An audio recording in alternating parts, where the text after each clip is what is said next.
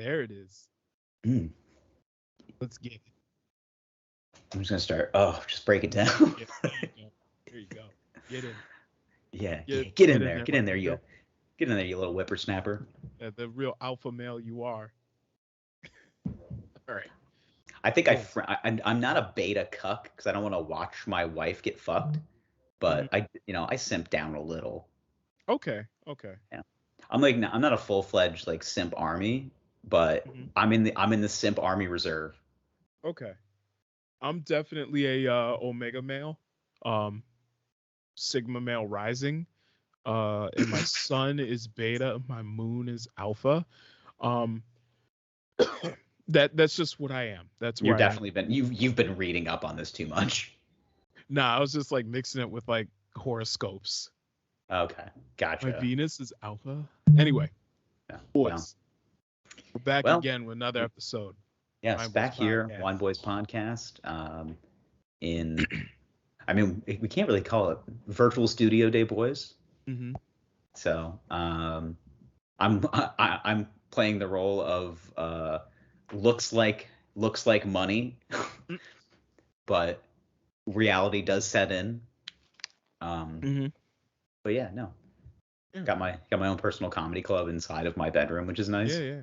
It's nice. You're like recording in a Starbucks right now. Yeah. Yeah. Well, somebody has an angry phone conversation with JetBlue. Yeah. Yeah. Yeah. Nothing worse. I don't know what you did, but you got them to turn down the John Legend in the background. I went to Starbucks the other day. Actually, I'll introduce the podcast, and we'll get into my silly story. But at Wine Boys Pod, Instagram, Twitter. I'm at Zach Cossack on Instagram, Twitter. Zach Cossack Comedy on TikTok because I'm a 30-year-old with a dream. Because I need that teen audience. I need them to understand I'm edgy. Yeah. And then wineboyspod@gmail.com for wine suggestions. All episodes on YouTube. You know the deal. I'm forgetting something. Oh, teespring.com/store/the Wine Boys to get yourself a t-shirt, sweatshirt, the 3 out of 4 cork hoodie, one of my favies. So that's all I got. Business is done for me. That's okay. Boys, I'm tired as shit. Follow me on Instagrams and Twitters at Lord Gerald. That's all I got for you. Tonight, drinking wine. Follow me at Thick and Sad. Yeah. This one's wet. It's called Gnarly Head Old Vine Zin. We've had that one Lodi Zinfandel. I don't think we've had this one. We've had the old wine. I think we had the old Vine Zin. Isn't that what we had? All right. This one I've just had chilling in my basement for like a good year. It's a 2019. Oh, good. It probably tastes delicious. Yeah, it probably does. It's just been chilling for like a while, and I was like, might as well pull this bad boy out. What did you want to talk about your wine, or do you want me to talk about mine? I can talk about this. I got to look it up, but okay. Gnarly Head Old Vine Zin. It says gnarly vines aren't pretty. The twisted grapevines that give our wine its big, bold flavors have struggled and survived by digging deep. That's where the good stuff is, at the edge of what's possible. Old Vine Zinfandel grapes come from fully loaded right off the vine. Explosively rich, incredibly flavorful layers of deep berry fruit and spice. Add a bit of toasty vanilla-scented oak, and you have a naturally intense red that's smooth enough to sip solo and ready to take on spiced rub ribs, meaty chili, and steak fajitas. Wait a minute. We had this wine because I made fun of the fact that they were like steak fajitas. Right. They're like, you make... Or no. We had a wine that distinctly said goes well with like pork tacos. It was like... Yeah, it was like... most Yeah. You're right. It was the most abstract fish food. Tacos, but it wasn't this stuff. It was just this one everything. specifically says spice rubbed ribs, meaty chili, and steak fajitas. Meaty chili. Yeah. God. That's such a weird phrase. Just a weird way to describe chili. Food. Are you hungry? Yeah, I go for some meaty chili. It's just you're making chili sound phallic. I don't like it. Yeah, no, you're making chili sound thick. Like it's supposed to be already. Like you don't need to insinuate the fact that you're making a meaty bowl of shit, basically. Yeah, like come on, guys. All right. I am drinking Eagle Stone. It's a Cabernet Sauvignon. It's 2018. I think you'll get a kick out of the fact that it is very American. Mm-hmm. It's a giant bald eagle, which I know how you are because you're a goddamn patriot. Of course. Eagle Stone wine is a tribute to California wineries, producing one of the best Cabernets in the world. And we'll see about that. Mm. This is vinted and bottled by Eagle Stone of Napa, California. This is a dark ruby red Cabernet Sauvignon. It is deep in color and bright in clarity and flavor. It is made in a food-friendly, approachable style with intense aromas of cedar, red currants, berries, and hints of black pepper and tobacco. I can already tell I'm gonna like this because basically it's right up my alley. Okay. Well, I did a little researching on mine. Apparently, it's in the top 7% of wines in the world. And dollar for dollar, this is actually a great value wine. Averages about $10 a bottle. I've been sitting on this bottle for about a year now, so honestly, I don't remember how much I paid for it. But I'm ready. It's also a 2019 great year. It's the last time the world was actually normal. So, do with that what you will. Remember? Yep. Cork's not working. Son of a bitch. Jesus. Cut yourself with it. I did. We weren't going to talk about that, but I did cut myself. Fucking bitch. God damn it. Stupid. Stupid bitch. You're gonna make me hit you, You're gonna make me hit you. And you don't want daddy to hit you. Daddy to hit you. Here we go. Just listen to that. That's what quality sounds like. I'm in, don't worry. I feel like I'm operating right now. I'm in. Okay. I believe you. I'm in. I believe you. I'm in. I believe you. Shh. Oh my God. All right, well, while you're still trying to fumble around with your dick, I'm going to go grab my aerator, okay? I got it. Okay, did you get it? You sure? Yeah. You sure? Yeah, oh, look, there you go. There. Oh, man, better late than never, right? Okay, listen. I don't want to hit you, but I will. Zach, it took me 31 years to realize this, but I'm the condescending friend. No, you're not. I'm not. I always thought I was. No, you're not. You're not condescending. I think the word you're looking for is asshole, but there we go. That's it. That's it. Yeah, but you're a trustworthy asshole. Yeah. You can never trust a good asshole. All right. Did you pour one out already? Yeah, I did. You see. I don't know, condescending, having or showing feelings of patronizing superiority. You're not superior though. Like you don't come off as like you're a little patronizing, but it's not like a bad thing. What'd you say? Let me grab my aerator. So this is mommy pour. I'll be right back. What are you talking about? This is a regular size glass of wine. Okay. Well, you're using a bigger glass. I'm using a 3 ounce, so you're using probably a standard 12, probably 8 ounce. Yeah, something like that. Merlot style goblet. So mine is off the ripping tin. Very bold, very acidic, very dry. But I'm getting notes of oak, vanilla, tobacco. It's a very full-bodied red. I'm gonna have to grab an aerator though, because I know that this is gonna open up nicely. But how's yours? It is really nice. Strong black pepper off the front. The aroma you kind of get is almost eucalyptus. Okay. It's got a. You also get a little bit of a tobacco, cigar smell. But yeah, very fruit forward, incredibly. I would say blackberries. Okay. with a little hint of like cigar smoke. Okay. It's really good. It's right up like the type of wine that you bust out for steak and cigars. Mm-hmm. Mm-hmm. And it's a Napa Cabernet Sauvignon, which is very I mean, that is steak wine in a nutshell. So both of us are here tonight with California Reds. Her name is Delilah, and she is very nice.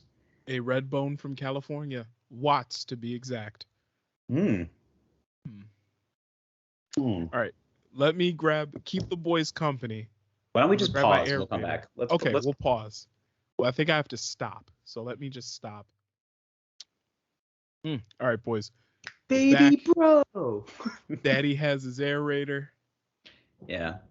I don't aerate because I appreciate. Oh, wow. And I also I also lost it in the move. There you go. And there's the real reason. There's a very common theme of my wine accessories. I lost it in the move. I.e., my ex probably took it. No. I got all of the wine accessories. Oh, you did? Yeah, I won those in the divorce. She got the kids. I got all the wine accessories. She got the kids. I got the wine accessories. Yeah. That's actually in her words, you're gonna need these. I'm like, okay. You're calling me a drunk now in front of the kids.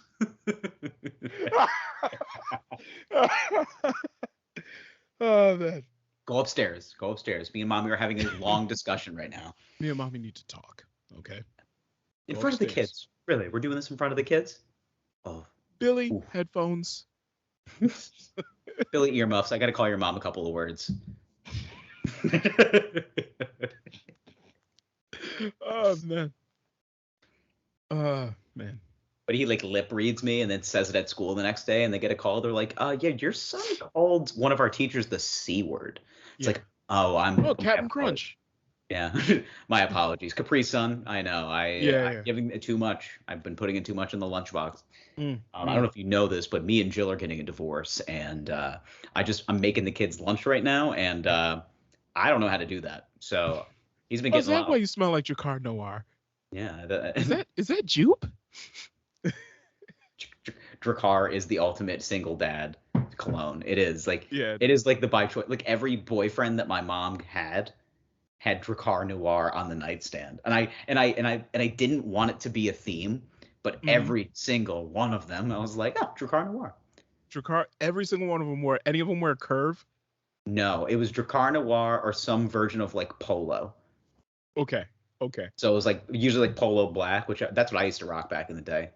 Yeah, Polo Black, Polo Sport was another big one. Yeah, Polo Black was the shit. Anybody wear the Polo that was in the green bottle? Not that my mom had contact with, but I've seen them in the stores all the time, and I'm thinking is this is definitely the foreign version. Like this is the one that they want, the foreigners to buy. Like they're like, look at the color scheme. Like, don't you like it?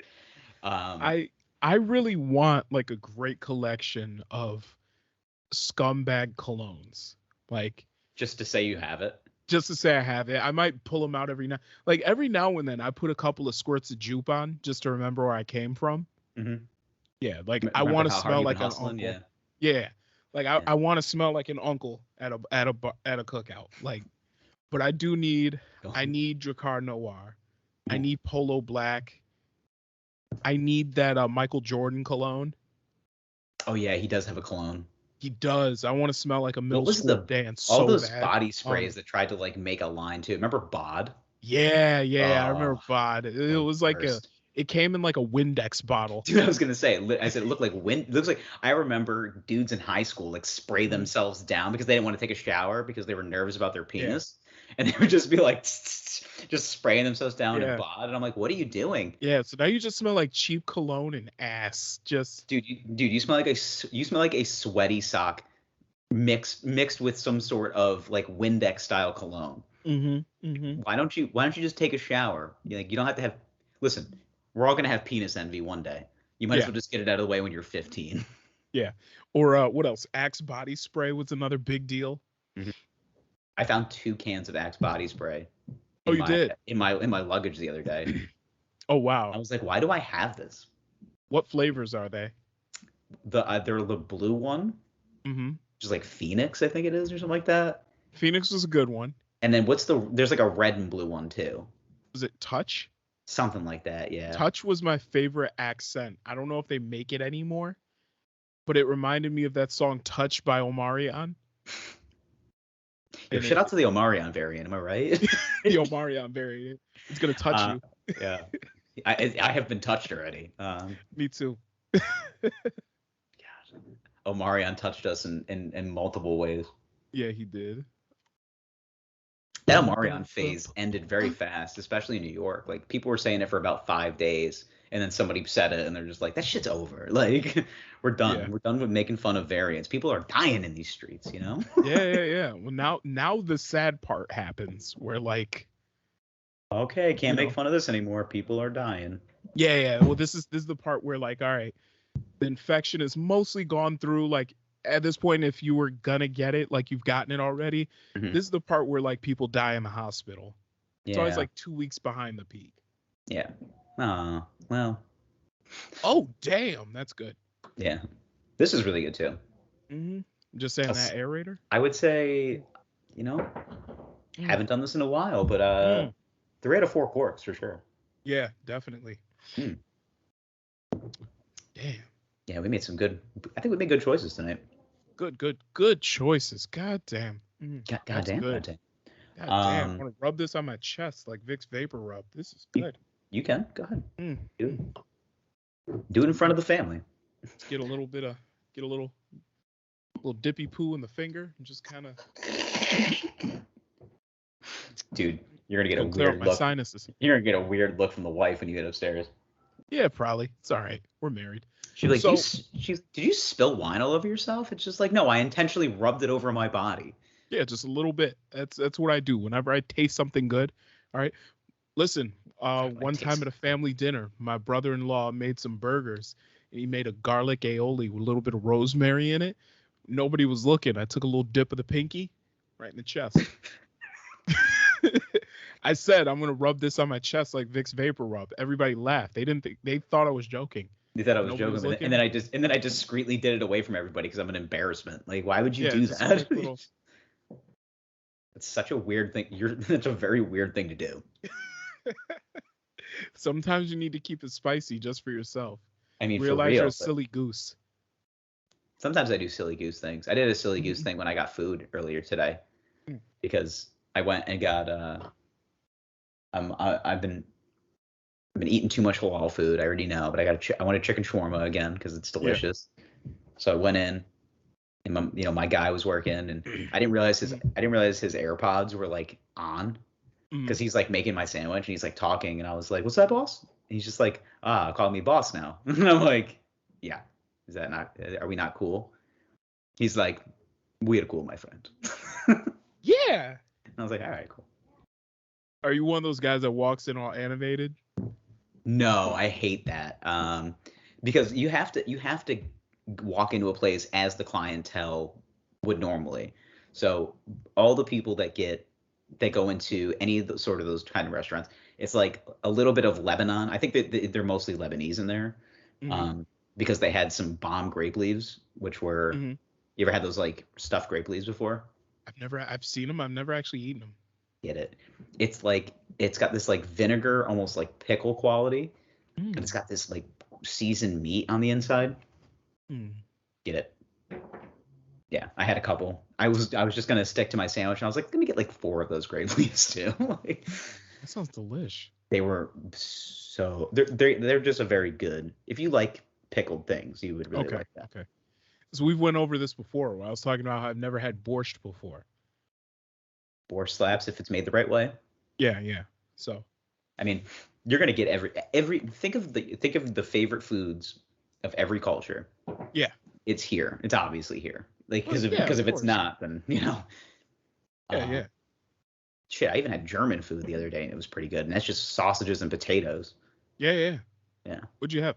By the way, there's a conversation I had with my wife. One day we're talking and we're trying to figure out, hey, food-wise, what has like white people, like white Americans in general, actually contributed to the lexicon of food. Like solely like a white American invention. Chinese food. But even though that's funny. We found one thing. Sugar cookies. That sounds like the whitest of white guys made that. It is. Yeah. Apparently it's actually like a Pennsylvania Dutch invention. Sugar cookies. That sounds like something, because they were very minimalistic. So they were just like, what can I make that involves very little ingredients but is still flavorful? Yeah. The sugar cookie. Yeah, that makes sense. Yeah. That sounds. And even then, that's like the most. I gotta get out to Pennsylvania Dutch country again. Yeah. The pies. Ooh, the pies. Let me tell you. Their pies are good. Their pies are good. Also, I found this out recently. Chicken and waffles is a Pennsylvania Dutch invention. It is, in fact, a Pennsylvania Dutch, and I thought it derived from Harlem. That's what I thought. So the first time it was served with fried chicken came from Harlem. Okay.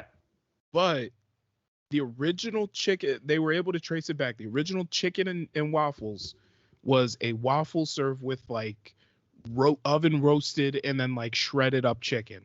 So the chicken originally wasn't fried. Okay. And they put gravy on it. They didn't use syrup. Yo, that actually sounds good. Even gravy it does sound good. On like fried chicken. Yep. And then black people got it, put a sauce on it. Thank God. Fried the chicken. Butter and syrup. Oh, thank God. Oh, goddamn base God. Oh, thank God. So there's so many foods that I'm just like, God, if we just need something black in this, like, we gotta get, what is this missing? We need some ethnicity in this dish. It is so fucking boring. Like, listen, green bean casserole is good, but there's something. You ever put Old Bay in it? Yeah. It's like, hell yeah.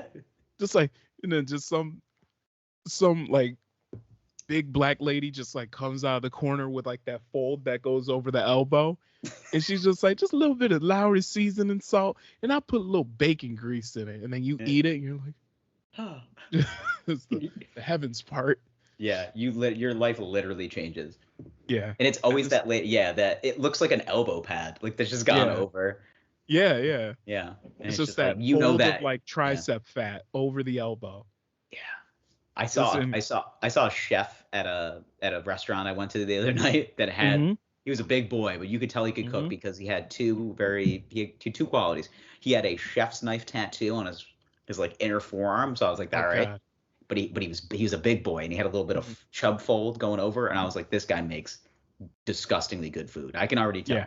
Like there's no, if he throws out anything that's bad, I'll never come back to this restaurant, because that is an anomaly. If you have cutlery tattooed on you, and you've eaten your food so much that you've given yourself an elbow pad, you know you're a cook.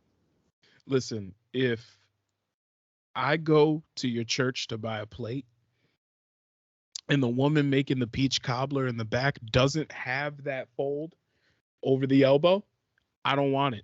I don't even want it.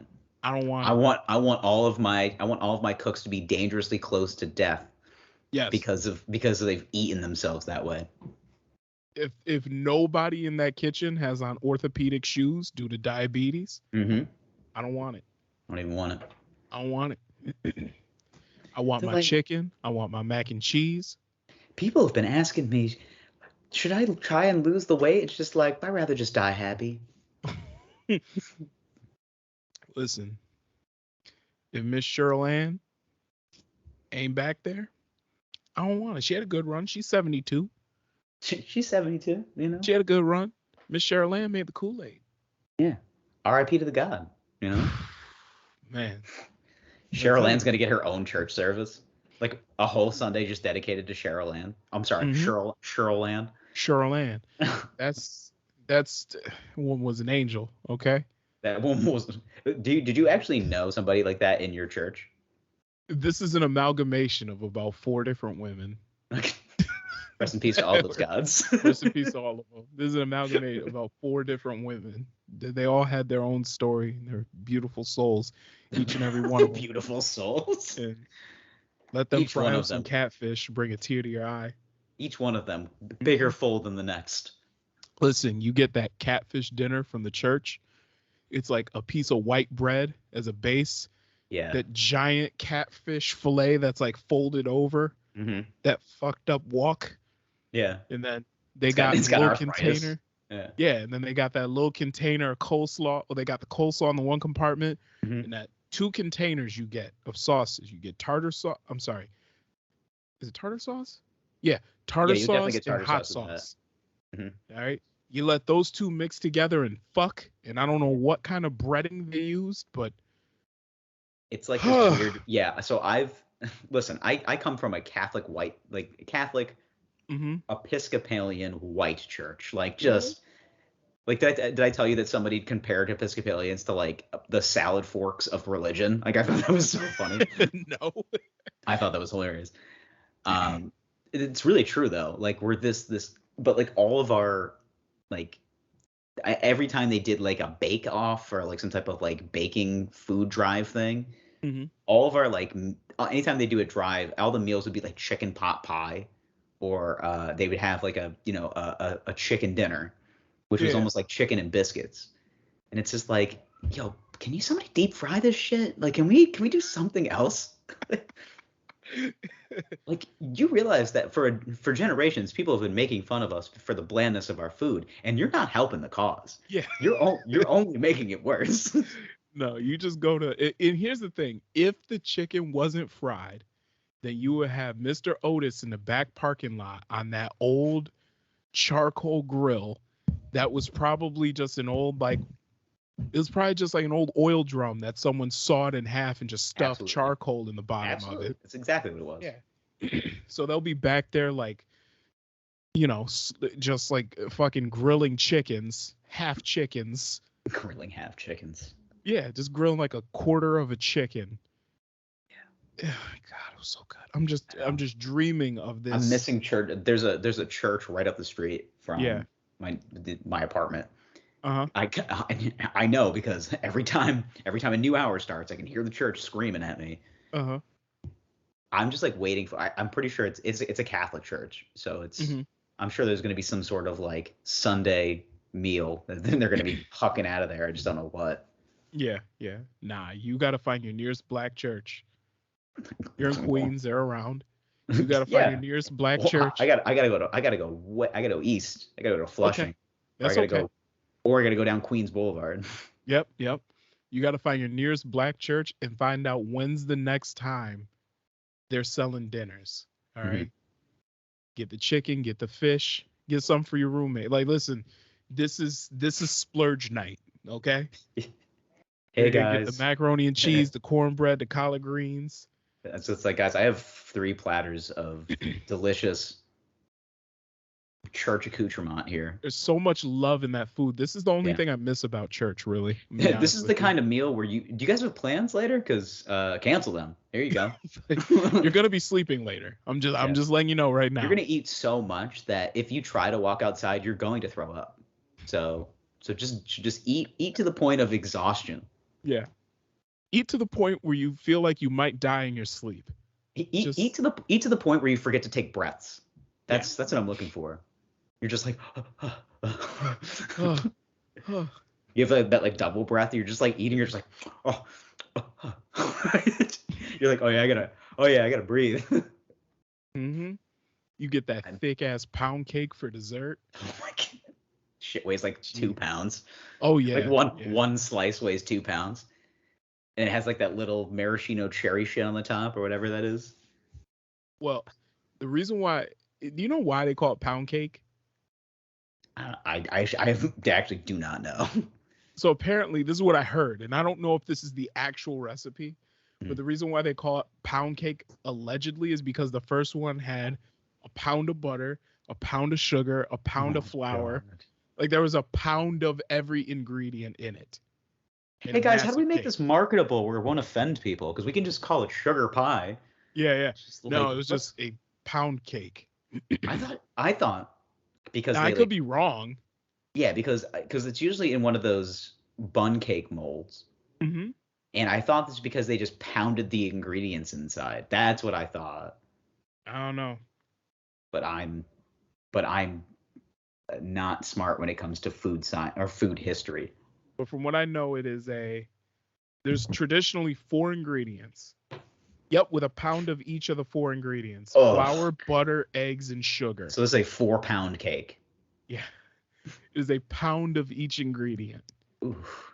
So a pound of butter, a pound of sugar, a pound of flour, a pound of eggs. God, I'm getting hot flashes. I feel like you've never had real pound cake before. No, I've had like disgusting grocery store varieties of it. I don't come from a long like family lineage of pound cake. Like if I saw that on our table during any holiday function, I'm like, what are we doing with this? What is this dry ass cake doing here? Like how do you feel about angel food cake? It's okay. It's trash. It's the worst. We used to put like strawberries on it, but Yeah, it like, would that's be the thing, strawberries that we soaked in sugar for the Exactly. juice to come out. It's just like, how do we make this bullshit cake something? Like, Nah, pound cake was the shit, man. Yeah.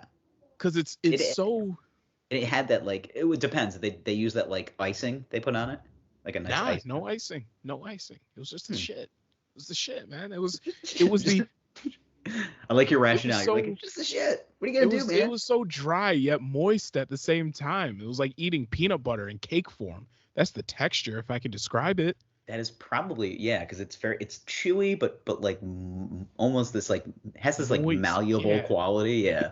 Yeah, but you need to wash it down with some milk because otherwise that shit's not working, dude. Yeah. If you don't wash it down with milk, you'll die. You'll just choke. Yeah, pretty much. You're gonna choke on it. Yeah. It's incredible. You're eating 4 pounds of butter, sugar, and like dry ingredients. Yeah. Mix that shit together and it just, I don't know, man, it works. Yeah.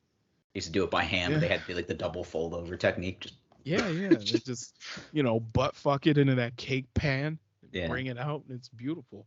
Yeah. I feel like you haven't had a real pound cake. I haven't. No one's taking me to Pound Cake Town, so I'll take you to Pound Town. Pound Cake Town. Yeah, Pound Town. I'll take you to Pound Town. I want to go to Pound Cake Town.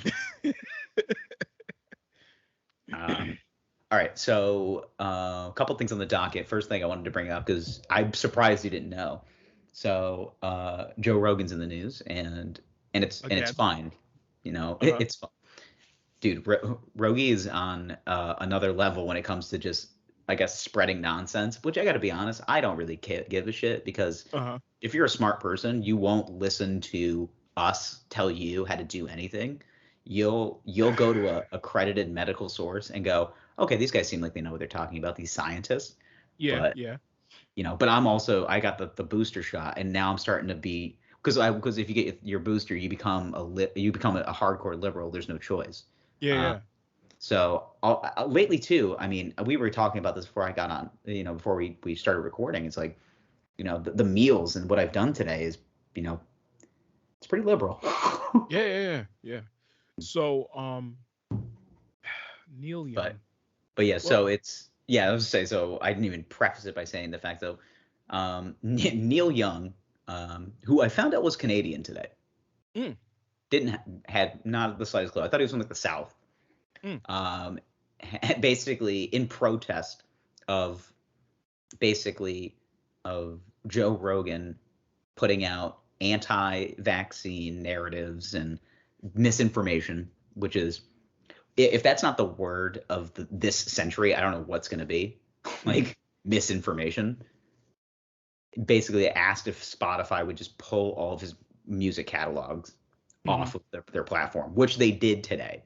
Yeah. So now we're in this situation where it's like, first and foremost, I hadn't seen Neil Young. If it was Neil Diamond, I have an issue. All right. If you take Sweet Caroline out of my ears, I will fucking riot. But otherwise, like we were even talking, I was like, I don't really know Neil Young's catalog that well. Yeah. Like it was in a couple of movies, and like that was, that's it. So here's the thing, right? I don't know if he was doing this as a ploy to get Spotify to basically pick him or Joe Rogan or whatever, because Neil Young, you're gonna lose. You're not beating Joe Rogan. No. Like But I think part of this though for Rogan is he's not a dumb guy. I think he understands that because he's put the podcast behind a paywall, he has to make it worth Spotify's while. Like people need a reason to keep that Spotify subscription now. Yeah, so he needs to jazz some shit up. And maybe that is pushing the anti-vax narrative. You know? Maybe that's what he's doing. And he's sticking to that shit. He is digging his heels in. Well, I mean, he kind of has to now. I mean, it's really, it could, because, you know, of the platform that you're on. That's like us basically saying, like, you know, we're on this platform, and then I'll just go up to you and just be like, yo, I had some ivermectin the other day, and I gotta tell you, that shit slaps. Like, that's like me, or you coming to me and just being like, hey man, I don't think you should get the booster, because I was talking to my guy who's a truck driver. And his boy got the shot. His testicles got really swollen. He couldn't even get erections anymore, dude. He was impotent. He has ass cancer. Like, man. Really? Wow. Yeah, dude got throat cancer, man. All from the shot.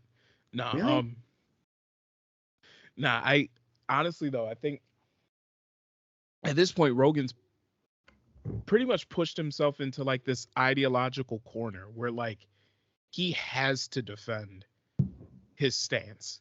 Even though like all the evidence in the world says that he's wrong, like he pretty much has to defend his stance. But also too, like it's ironic that you can use the term pro-choice. I'm very pro people's choice. Like if legitimately you believe that based on the way that you live your life medically and physically, if you want to do that and you don't want to take a vaccine because it's against your moral compass, or because you just like, I would just rather do it myself because I'm also a health consigliere essentially. You can do that. I don't care. You know, I don't, but I care from the perspective of if it's going to greatly affect me in some way. Because I think that I'm getting vaccines. I don't think they're for the wrong reasons. Like, I have a pre-existing health condition. I've researched enough to understand that this is not going to throw off anything that I'm not currently doing. And honestly, because I mean, you're a comedian in New York City, there's going to be venues with a lot of people. There's no choice. Right. Unfortunately, we've been pigeonholed, which kind of sucks. But at the end of the day, I care from the prospect of I'm young, pretty healthy for the most part. If I got COVID and I wasn't vaccinated, I probably would have been okay.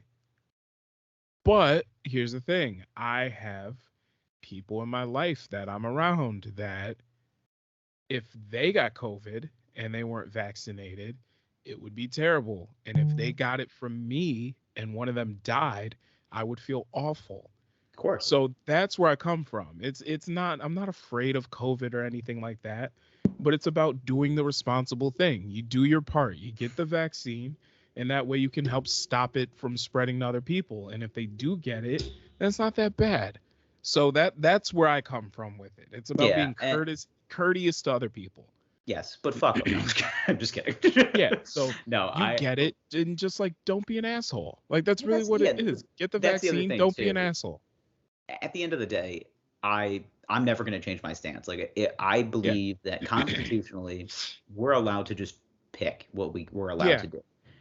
Do I feel like it's the best decision for the greater good? Which now doesn't that sound culty? It's for the greater good. For the business as usual.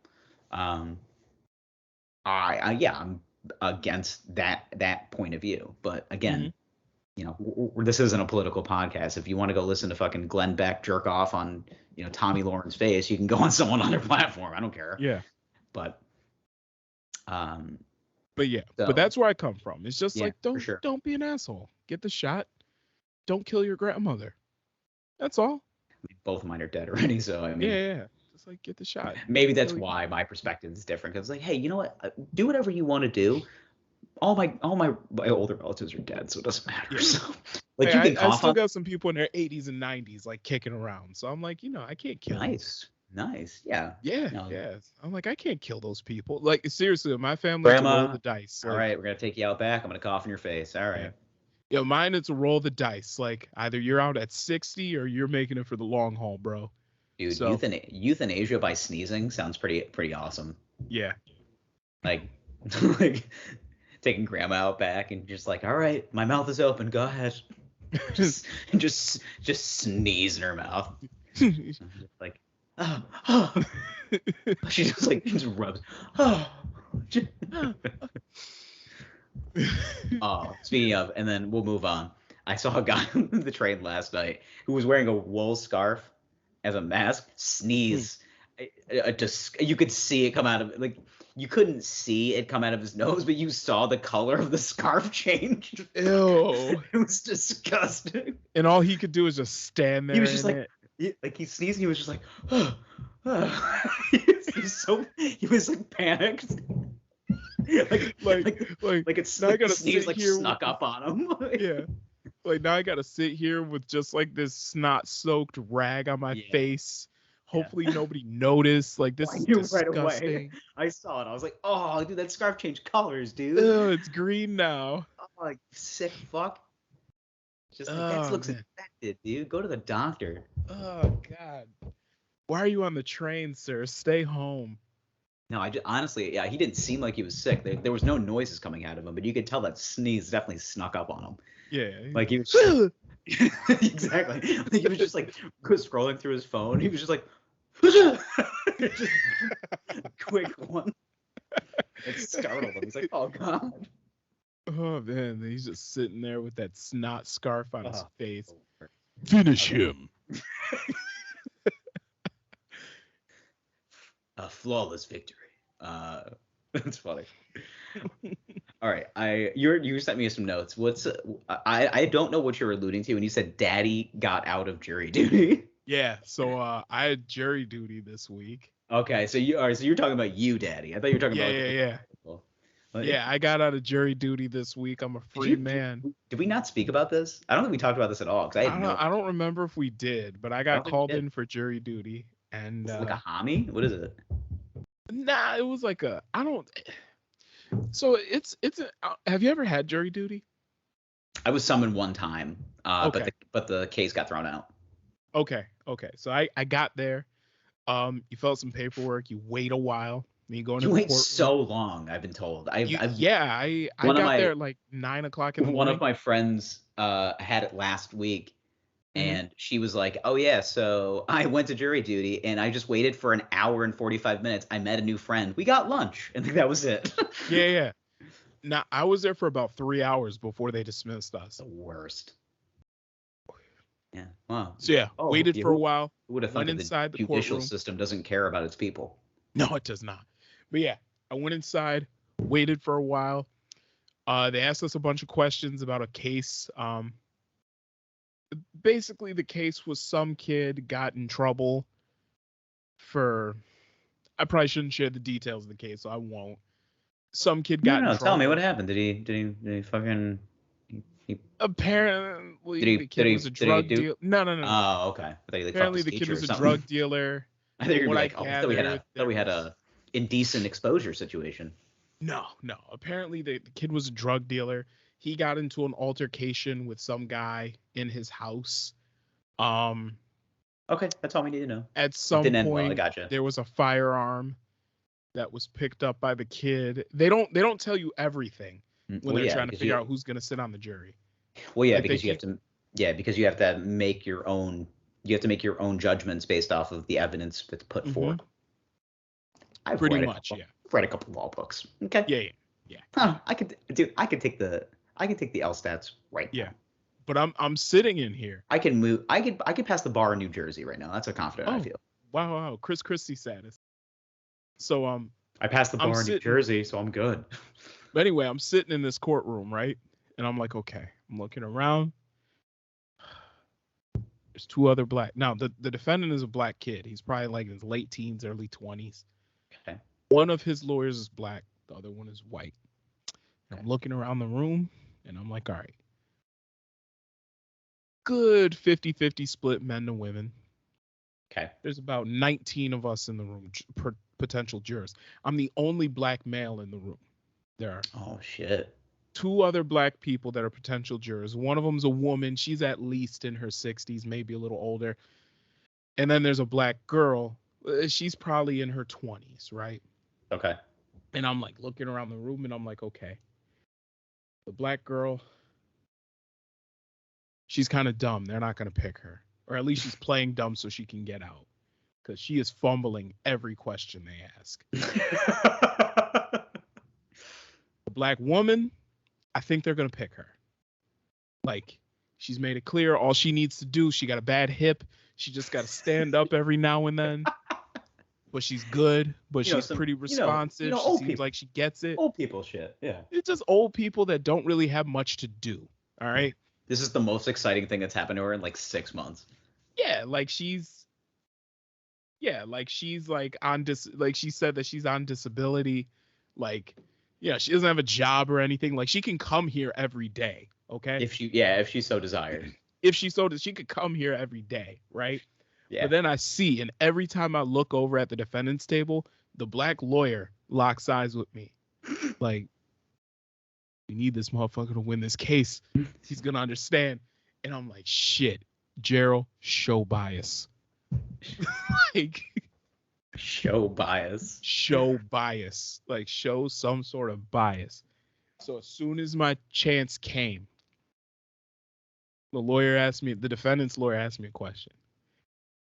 He said, "What's my job what is my job here?" I said, "All right, here's your time to shine." Because I'm like, I don't want to be here for a week. Fuck that. Listen, power to the people. I don't want to see a young black man go to prison. I also don't want jury duty. I don't want to see a black man go to prison, but I also don't want a black man to wait on a jury. I don't want to sit in jury duty. It's my duty as an American. I just don't want to do it. It's my duty to get out of duty. Exactly.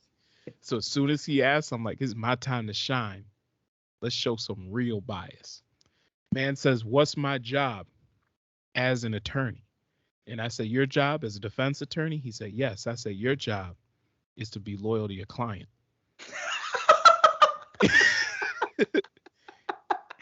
Is that what you said? Yeah. I said, "Hey, your job is a cold-blooded biased remark." I say, "Your job is to present the facts, but ultimately you have your client's best interest at heart." Oh my god. And that's all I said. I just left it at that. And you're just like, mic drop. Out. And you're just like, I am not getting picked for this jury. I'm not getting picked for this jury. And how shocked would you've been if they came back, they were just like, juror 84, and you're just like, fuck. Juror number 9. Seat number 9. You thought that smart ass answer was gonna get you out of here, huh? So what's funny though is, like, as soon as, because it was the defendant, he had 2 lawyers. He had a black lawyer and a white lawyer. Okay. The white dude is the one talking, but the black dude is sitting there next to his client and they're talking and all that. You can't really hear them. And as soon as I said that, I glanced over at him and I could just see it in his eyes. Like, wait, let me say it for the podcast. That's for me. He's like, fuck. Like, God damn it. He was our hope. He was our white knight, black knight, whatever you want to call him. He didn't do that though, because he couldn't be that obvious. You're a lawyer. You got to keep it cool for your client. So I could see it. Like, he just kind of, he just did one of these.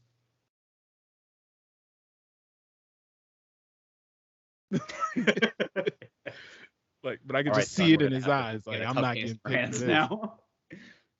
Because I knew unless I said something that, like, unless I said something that disqualified me, I knew I was getting picked. You're like, God damn it. Yeah, I'm like, this fucking shit's wild. Man, it's fucking fuck. Okay, so smooth transition. They asked the whole room. Okay. I was like, my client, if I told you he was a drug dealer, would anybody here have an issue with that? I didn't raise my hand, and I was like, shit, I might get picked. Listen, I've been around a drug dealer or two in my day. You know, not gonna name them drugs, because I'm not gonna name them because let's just say they still got good shit, you know. Yeah. But even then, like, I'm not gonna, you know, paddle your own canoe. I'm not gonna judge you, but you know, you gotta get your money. It is what it is. Full of cocaine. I mean, you got that good shit. And it's a good canoe. Is it coming Is it coming from Cuba? Because that sounds good. I mean, hey, canoe full of cocaine, is it stepped on? I don't. It depends. I think it's good product. You got that A1 Perico, huh? Let's just. I call it Fast and Furious. All right. All right. All right. All right. All right. Yeah, now we can party. Huh? Yeah. Huh? Hey, Bryce. Nice Devin, to meet nice to meet you. God. Wait. Yeah. Are you trying Bryce, to tell me that I'm Junior doing VP at this firm. Yeah, nice to meet you. Are you trying to tell me I'm doing Central Park cocaine right now? What are you? God. Mm-hmm. So Daddy got out of jury duty. I did witness somebody buy a bag of coke at Central Park the other day. Oh, nice. I couldn't tell if it was cocaine, but just the way they were going about it and the way that the handoff during the trench coat exchange, I was like, yeah, that is coke. But I mean, whatever, dude. Central Park. You know, people get murdered here. Whatever, dude. Like, okay, so that's good. I'm glad you got out. Thanks, man. Glad you didn't have to put another black man behind bars. Exactly. I don't want to be the one that. to put another black man behind bars. Got me out. I'm happy. Okay. It's gonna be one of those situations where they pan to you in the TV show and you're just like, Like, listen, Pontius Pilate, my hands are clean. Okay. Yeah, say good. Yeah. Word to the church dinner. That's a grade A answer, and I'm gonna take notes. And all the boys should listen. Hear our plea. This is some next level manipulation as far as getting into jury duty. Yeah. You have to show some sort of bias. Yeah. That's what you have to show. And here's the thing: was the level of bias I showed, it didn't say that I was for or against. No, but I knew it was just enough to like get me out. Just enough for them to be like, fuck. Like, I'm gonna hint at some sort of corruption, like just some sort of corruption. The way that I like let their imaginations do enough. Yeah, the way it sounded like a sports agent talking to a key free agent. Yeah. You're like, he does what's best for his client, and then you give him a wink. Like, listen, you're a defense attorney. You know, ultimately, you have your client's best interests at heart. You got to do what's best for him. It's best for business. It's best for business, baby. Is me being here for a week good for you? Yes. Do I want to be here? No, I do not. No. Listen, me being on this jury works for you. The only black man in the room. Okay. Let's put it where I would have said some shit about that. You'd be like, really? One? You picked me? I got all the jurors here. The only other black male thing in here is a pair of shoes. Like, what else? Open and shut case. Like, yeah, dismiss him. Let's sprinkle some crack out. I'm gonna get out of here. I mean, unless you want to throw a Hail Mary, just get out there. Jury nullification, and then that's it. Ooh, that is the ultimate Hail Mary in the justice system. It's like, jury nullification. Get the fuck out of here. Yeah. Well, boys, we'll let you Google that one. Yeah, I'll say it. That one is a deep rooted issue.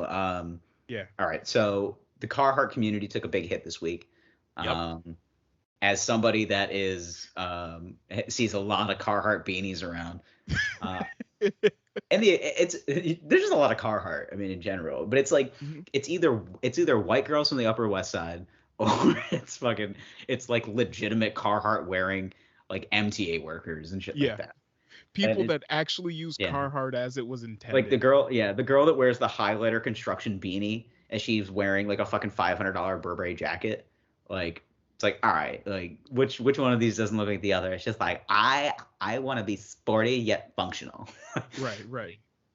It's just like I'm a hard-working individual. Do you know how many TikTok videos I threw up today? Yeah. 4.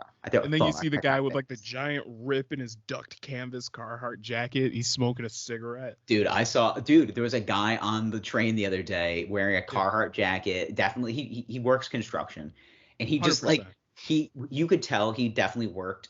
Probably a double shift. Like he was probably there 12, 14 hours. Mm-hmm. And he accidentally lit a cigarette on the train. And the lady that was like in the first car pulled out, she goes, "You can't smoke on the train." He goes, "Oh shit." He like just didn't realize that he was smoking on the train. Like, he's just so tired. He's on autopilot at this point. He's just like, I just want to fucking drag of the cigarette, man. I goes, the shit that I had to deal with today, man. I just want to take one drag of the cigarette. Mm-hmm. And the lady's like, you can't have that.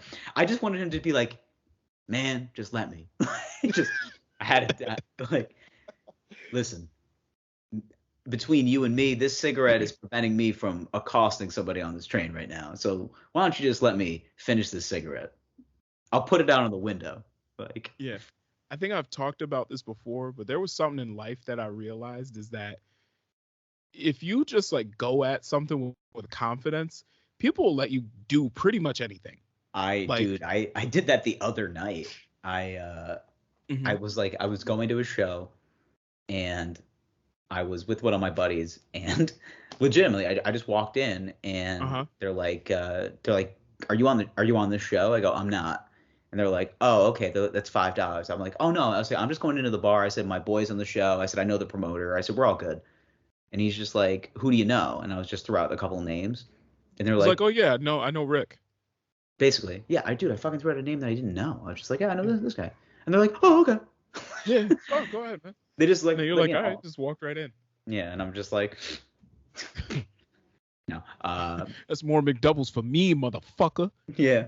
Oh, looks like someone's getting a value meal. No, honestly, like, I knew half the people there. It wasn't even like that big of a deal. But I just walked. The idea of a security guard and a doorman, I understand, is to be like the only line of defense that lets you into a place for cash, to pay for it. I get it. It's their job. Most of them very bad at that job. Like, they're just like, they don't give a shit while they're there, especially if it's cold outside. Like, yo, I don't want to be here. I want to be here less than anybody else. Right.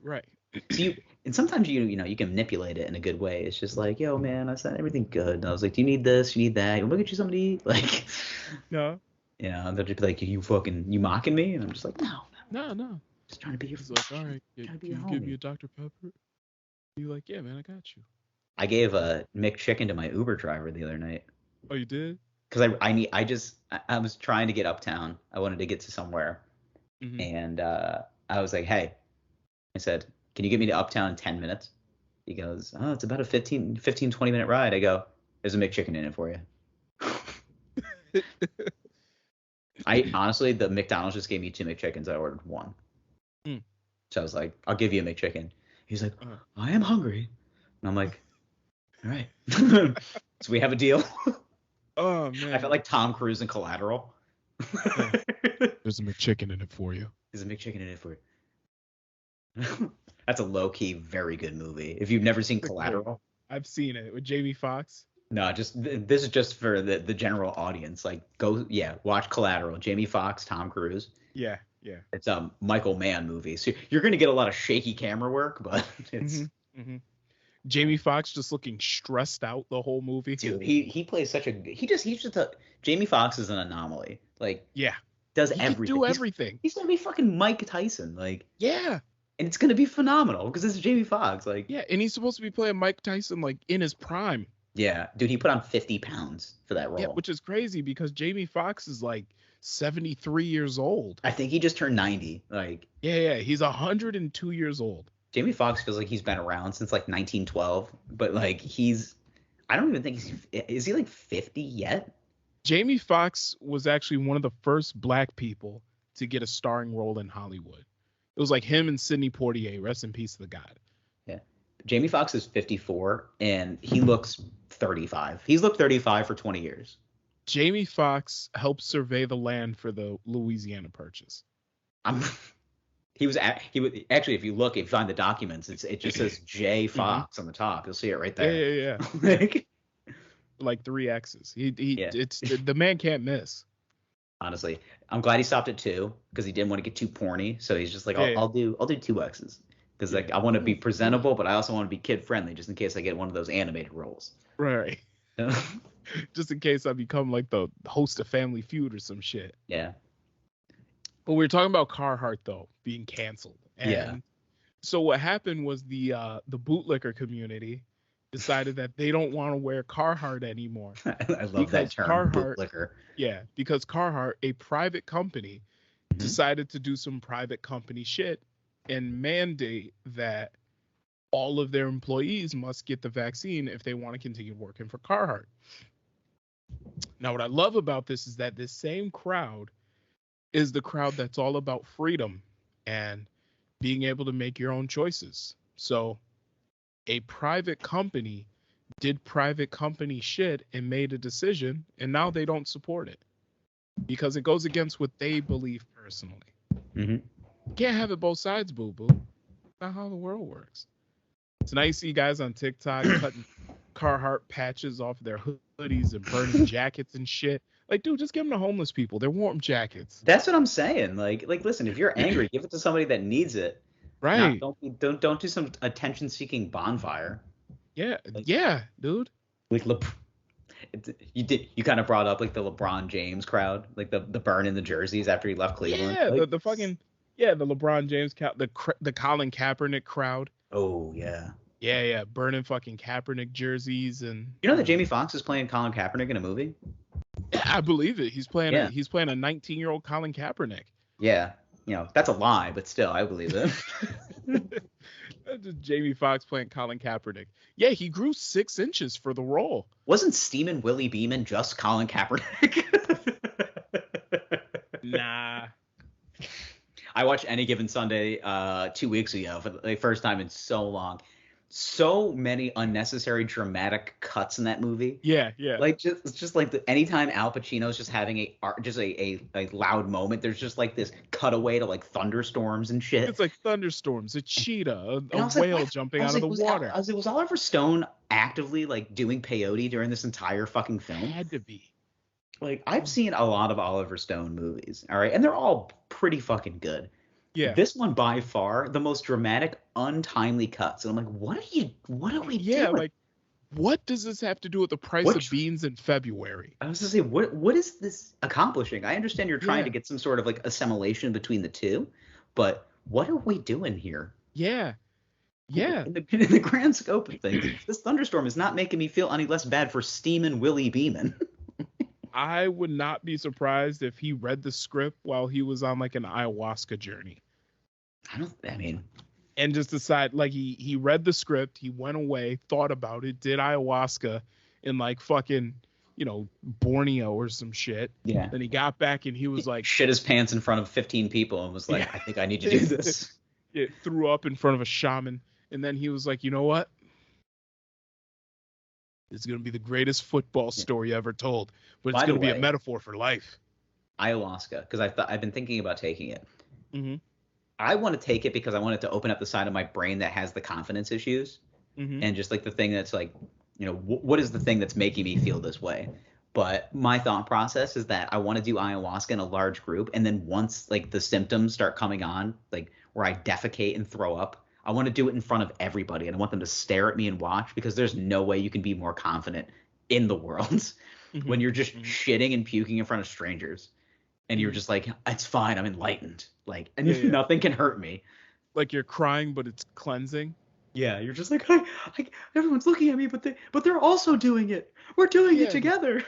Ayahuasca trips are expensive, and I'm not saying like the Dude, trip itself of doing they're the turning into fucking Disney World resort vacation. Yeah, like you go to some fucking remote jungle, like you travel there, then you do a bunch of drugs, you lay in a hut, like some man shakes some leaves over you, and yeah, and you just I'm cold and I'm hot. I'm cold and I'm hot. I'm shitting and I'm puking and I'm shitting and I'm puking while I'm shitting.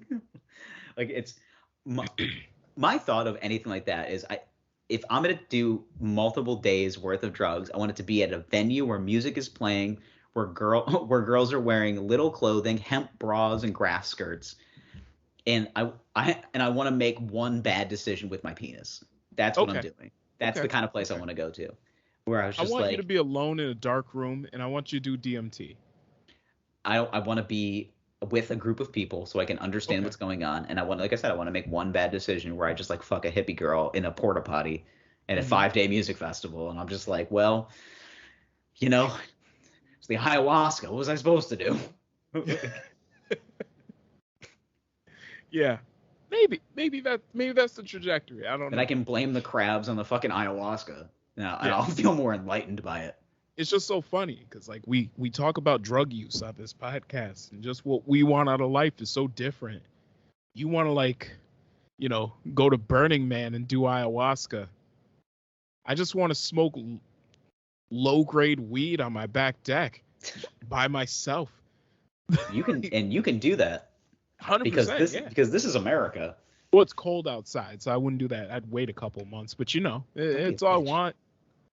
All I've done the last like anything I've done as far as like hanging out outside has been smoking a joint on the back of something or outside of something and just being like it's cold and it's just like I feel fine.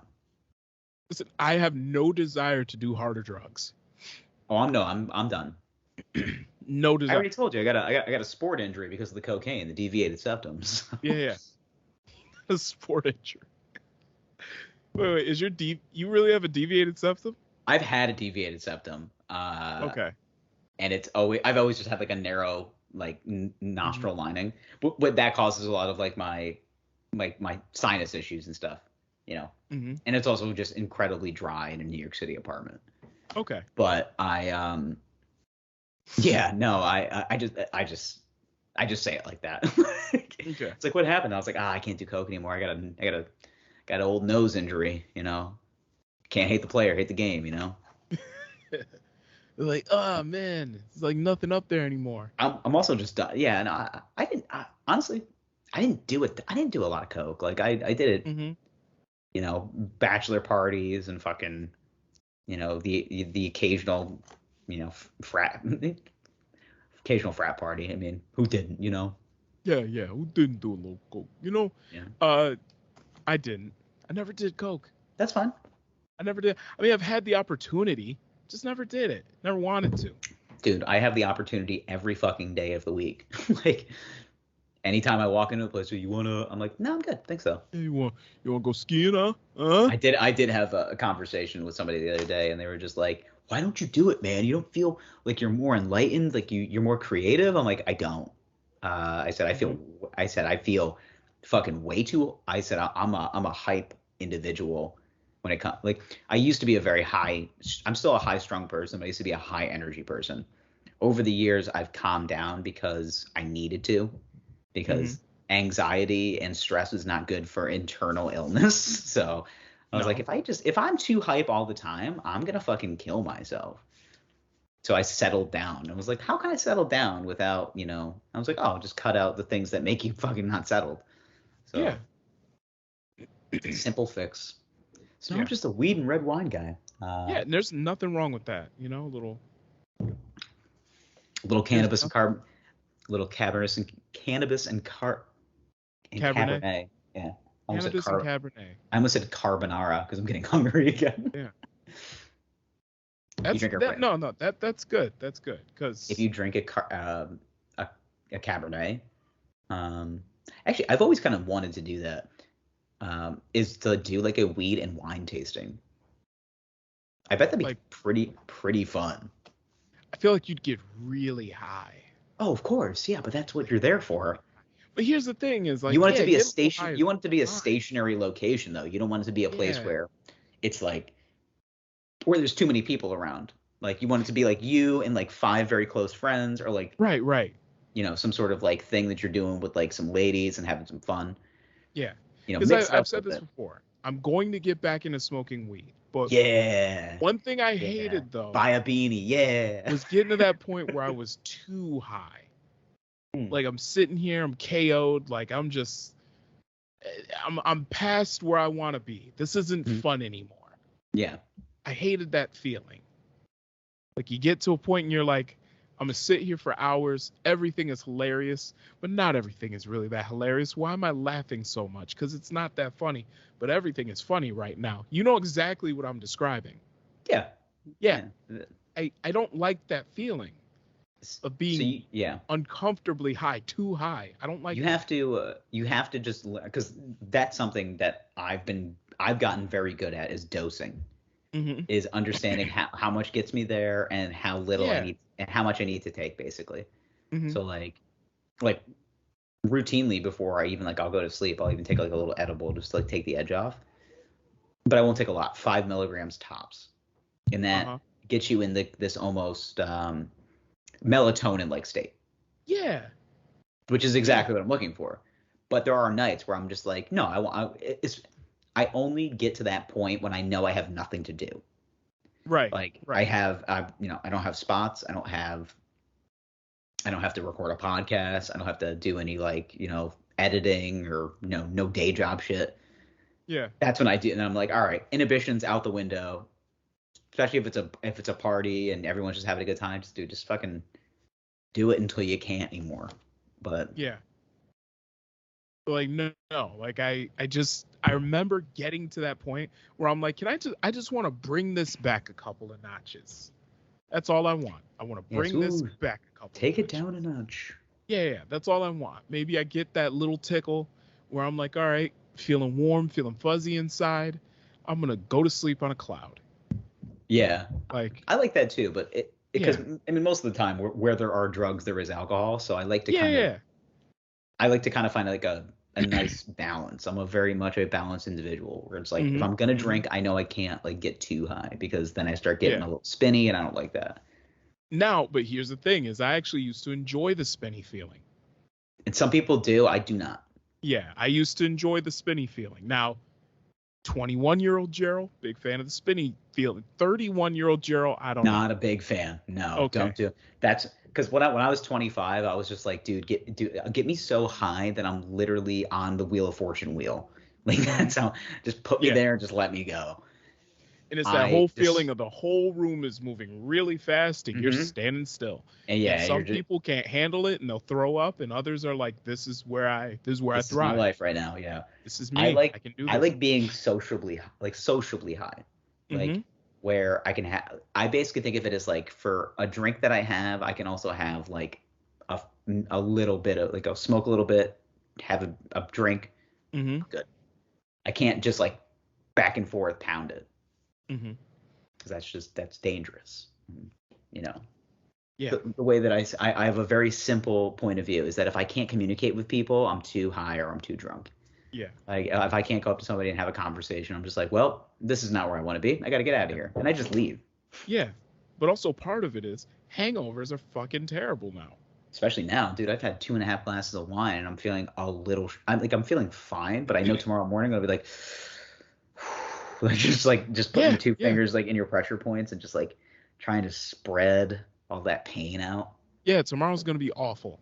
I've had about 2 glasses of wine. Tomorrow's gonna be terrible. I already know this. I got Tylenol on deck. I already have like it's a quick routine, really simple. Anybody at home can do it. If Pedialyte's not available, I am a Liquid IV guy. By the way, wineboyspod@gmail.com. Shout out to Liquid IV. It's very good. It's nutritious and delicious, and I would use it every day. But besides that, I would I'll do that, or I'll do some type of like vitamin C packet, or some sort of like just vitamin C drink, just to like replenish. That's really the move. Just kind of take the vitamins that usually get depleted in your night out, and then just replenish all those. The B12s, the Ds, the Cs. Some zinc is always good. Somebody told me to use magnesium the other day, and I'm thinking about doing it because I cramp up all the time. Even when I'm like fucking walking, my hamstrings are like, I'm gonna give out on you. And I'm like, oh, you stupid bitch. Just fucking pull a hamstring when I'm crossing like in Midtown, and I'm like, fuck, I'm gonna die.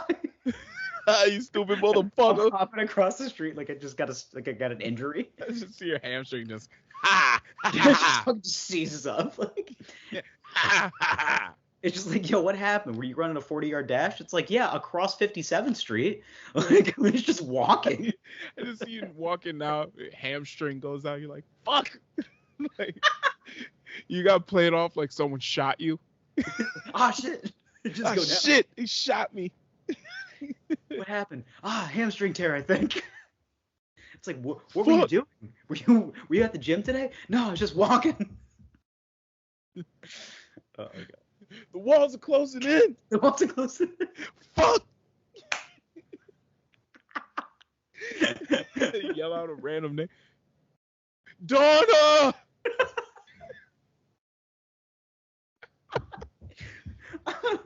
Tell the kids I love them. Donna!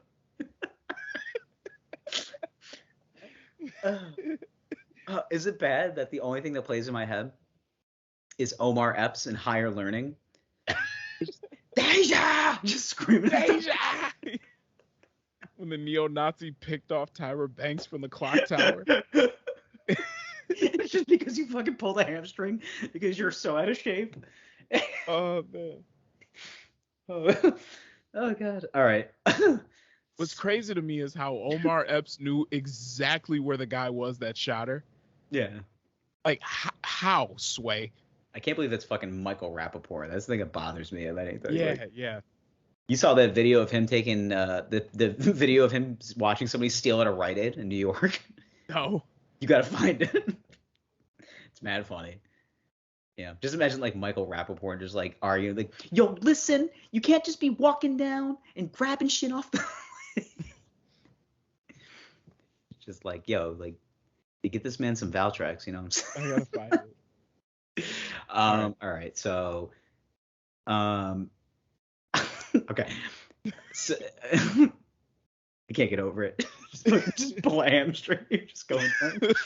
Oh shit! Fuck, Donna. What about, okay, so we were talking about Flow Rider earlier, and I thought that was like, I couldn't believe that you sent me, like, you were talking about this, and you sent me the fact that, like, so Flow Rider is actually the 7th like best-selling rapper ever. Yeah. Which I think is fucking crazy because it's Florida. Flow Rider has sold like, more records than Tupac. Like, let that sink in. Yeah, well, Tupac he can no longer produce records, but yeah, but still, Flow Rider.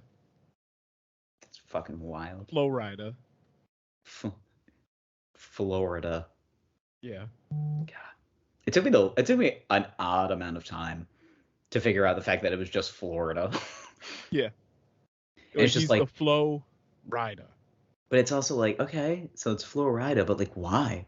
And it's just like, well, he's from Florida, and he does a lot of this kind of like club style rap, and then you look at the name, and you're like, oh, it's Florida. It's been Florida this whole time. It's been Florida this whole time. Wild. Flow Rider. Do you have a list of the like top 10 selling, like highest grossing rappers of all time? Yeah. Okay, so I get one. I gotta pull it up. Hold on. So I'm gonna assume one is Drake. I'm thinking. Actually. I'm assuming that counts. Nope. Hold on. Damn, I'm 0 for 2 already? Shit. I was never good at lists. Never been a big list guy. All right, best-selling rappers of all time, right? Mm-hmm. Okay. So, top 10, okay? Yes. Number 1, Eminem. That does make sense. Okay. Yep, 227 million units sold. Huh. Okay? Okay. Number 2, Drake. Okay, so I was close.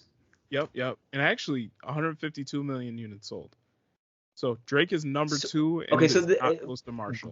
So you're just talking about album units sold? Just units sold in general. Albums, singles, all of it. Gotcha, okay. Right? Okay. Now, number 3, Kanye West. Also makes sense. Also not a surprise, right? 4 is Jay-Z. Okay. Not a surprise. So are you telling me like the top 6 are just like household names? Yeah. Well, these are the top selling of all time. So they are all going to be household names. Right, number 5, Lil Wayne. Okay. Yep. Number 6, Nicki Minaj. I would have said Snoop Dogg there, but all right, Nicki Minaj makes sense. And 7, here comes fucking Flow Rider. Flow Rider, right? Crazy. Best-selling album, Wild Ones.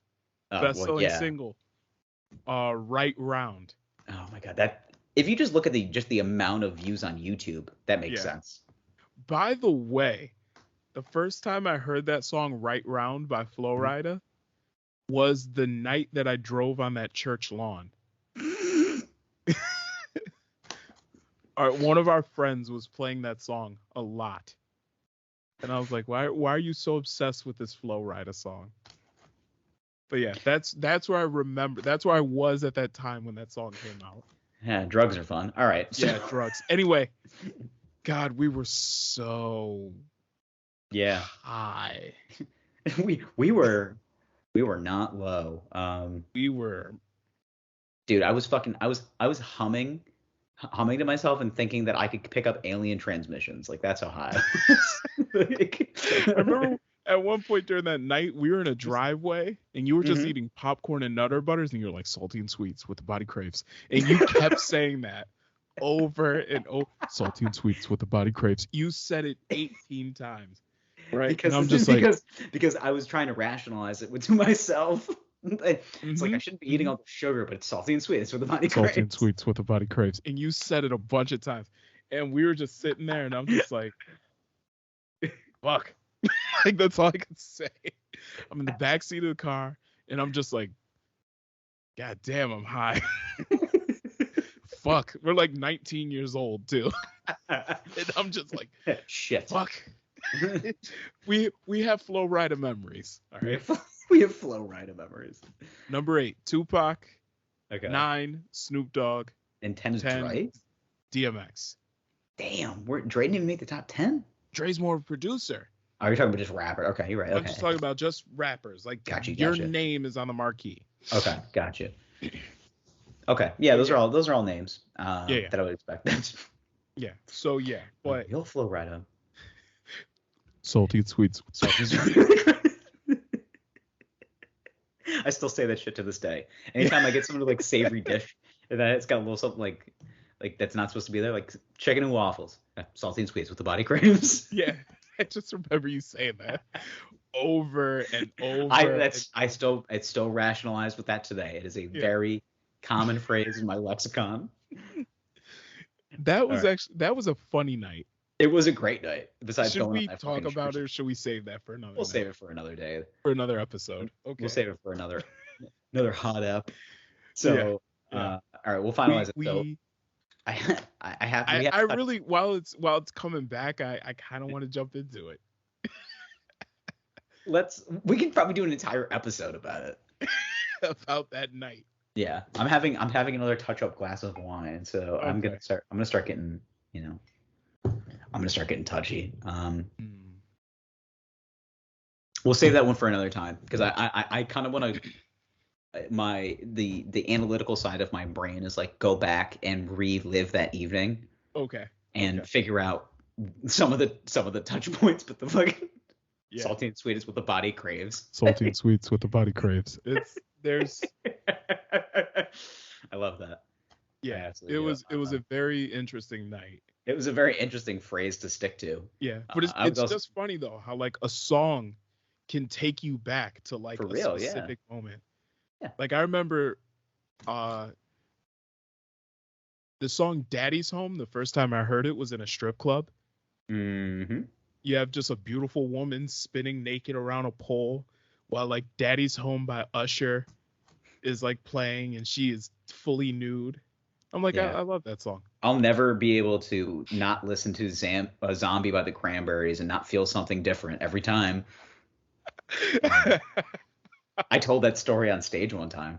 Oh, you did? Yeah. How did it do? Phenomenal. It was because I was like, you've never found yourself in an awkward bachelor party situation till you go to a strip club that's in a corner of a city you've never been to and walk in and the first song that plays is Zombie by the Cranberries. Well, watching someone's daughter dry hump a stage to Zombie isn't exactly while drinking Canada's equivalent of motor oil and watching someone's daughter grind a pole to the Cranberries. You'll never live the way you want to. But I digress. We've already hashed that one out. What a lovely evening. We did hash that one out on the podcast. Dude, I got violently ill after eating poutine. Was that that night? Didn't we go to that foam party and I was wearing a full suit? Yes, we did. That was a good time, man. We did. God, remember that was a fun weekend. Remember when we can live? Remember that? Yeah. This is pre-Maz, pre-Pandy. Let's do it again. I think we should. That was a really fun time. Dude, I took off the suit jacket, dove body first into the foam pit. Oh man. Because I loved myself then. I started a mosh pit. Yeah, we almost got in a fight. It was great. Yeah. A lot of fun. All right. We ate noodles with peanut butter on them. It was really good. Yo, I've been doing that with ramen noodles recently, putting a tablespoon of peanut butter in that and just mixing it up. It's like peanut sauce. Yeah. I'm gonna do that after this. It's a little bit sweeter. Yeah, it's salty and sweets with the body Craves. I'm never gonna not say that, like, for the rest of my life. All right, let's touch upon this and then we'll get out of here. Obviously, sports this weekend, the NFL divisional round was, dude, like, I'd never been so anxiety riddled for like 8 teams that I had not a care in the world about. You had to care about the Rams. Like I have friends that are Rams fans. I have friends that are in LA too that are kind of like pseudo Rams fans now. And I also have a couple. And then you're also a Lions fan. True. So I felt my boy Matty Stafford is thriving in his new relationship. Like, yeah. And it's like watching your ex thrive. It's like, look, he's going to the gym. He looks good. He's got a tight body. Yeah. Like, we didn't work out, but I'm happy that you were found finding love. happiness. Yeah, that's great. Yeah. Like, you found yourself a new boyfriend. That's great. Yeah. Like Odell Beckham is like dancing on the sidelines and shit with you. Like that's the thing, man. It's like everybody. It's like everything came back for Matt Stafford and Odell Beckham as soon as they went to the Rams. They're just like, man, it's pretty nice out here, right? Yeah. LA's pretty nice, man. Yo, this weather's fucking dope. Yeah. And they're looking at each other here. They're looking at each other and just be like, yo, I played in Detroit. And Odell's like, I played in New York and Cleveland, my guy. Like, Cleveland's worse than... He played in New Jersey, technically. But yeah, true. But, I mean, he lived in New York City for a few years. And he definitely got his... New York can get very filling very fast for athletes. Like, it's... Oh, yeah, I'm sure. Yeah. Like, where LA's just spaced out. New York is just... Here it is, man. Everything is within arm's reach. Yeah. So. But for every game literally went down to a game-winning situation, field goal or next score wins, overtime situation. Like overtime, dude, like final seconds of the game. Like it was crazy. It was in my lifetime, it was the most exciting weekend of football I've ever seen. Yeah. Most people are saying that now.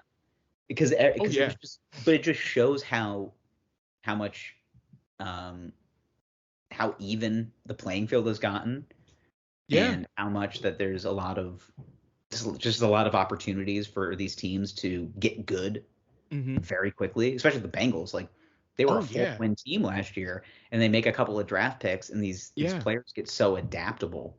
Yeah. I mean, this is Joe Burrow's second year in the league? Yeah. And he's got a rookie wide receiver that broke every record.